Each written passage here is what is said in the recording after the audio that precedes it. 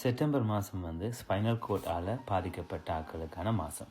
உங்கள் எல்லாருக்கும் தெரியும், எனக்கு ஸ்பைனல் கோட் இன்ஜரி வந்து 96ஆம் ஆண்டு பொம்பலா ஸ்ரீலங்காவில் நடந்தது. அது மட்டுமில்லை, நரம்புகளும் பாதிக்கப்பட்டதால் நான் வந்து பேராப்ளேஜிக் T12 இன்கம்ப்ளீட். எந்த லைஃப் வந்து இப்போ நான் 96ஆம் ஆண்டிலேருந்து நான் ஒரு டிஃப்ரெண்ட் விதமான லைஃப் தான் வாழ்ந்துட்டுருக்கேன். எந்த சோஷியல் மீடியாவில் நான் நிறைய என் லைஃப் ஸ்டைல் போடுவேன், என் ஹாப்பினஸ் போடுவேன், ரொம்ப குறைவு என் சேட்னஸ் போடுறது. ஆனால் இந்த மாதம் மட்டும் ஸ்பெஷலாக எங்களுக்கு ஒரு கன்சிடரேஷன், அதாவது இந்த மாதம் ஸ்பைனல் கோடில் இருக்கிற ஆக்களை வந்து நினைத்து பாருங்கன்னு சொல்லி.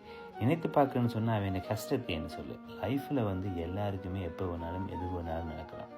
அப்படி ஒரு இன்சிடென்ட் நடந்தால் பிறகு நம்ம லைஃப்பை நாங்கள் எப்படி கொண்டு போகிறோம், அதில் இருக்கிற டிஃபிகல்ட்டிஸை வந்து எப்படி பாஸ் பண்ணுறோம்ன்றதான் எங்களோட லைஃப் லெசனே. இப்போ நான் சொல்லுவேன், நான் எந்த லைஃப்பை எப்படி பார்க்குறேன்னு சொன்னால் ரொம்ப கிராட்டிடியூட்டாக பார்த்துக்கொள்கிறேன். ரொம்ப வந்து நடக்கிற விஷயங்கள், பெரிய பெரிய விஷயங்களை வந்து ரொம்ப ஏற்றுக்கொள்கிற மேடம். எனக்கு இந்த ஸ்பைனல் கோட் இன்ஜரிக்கு பிறகு வந்திருக்கு. லைஃப்பில் எதுவுமே பெர்மனண்ட் இல்லை, எல்லாமே டெம்பரரி, எது வேணாலும் எப்போ வேணாலும் நடக்குமென்ற ஒரு மெனப்பான்மை. அதை மட்டும் இல்லை, எல்லாத்தையுமே அக்செப்ட் பண்ணுற ஒரு மெனம் கூட இந்த ஸ்பைனல் கோட் இன்ஜரி வந்து எனக்கு கொண்டு வந்திருக்கு. ஸ்பைனல் கோட் இன்ஜரி இல்லாட்டி என் லைஃப்பில் வந்து நான் வேறு மாதிரியான மைண்ட் செட்டில் இருந்திருப்பேன். ஆனால் இது வந்து ஒரு நிதானமாக வந்து லைஃப்பை வந்து வாழ்கிறதுக்கு நிறைய வாழ்க்கை இருக்குது என்றதை காட்டியிருக்கு.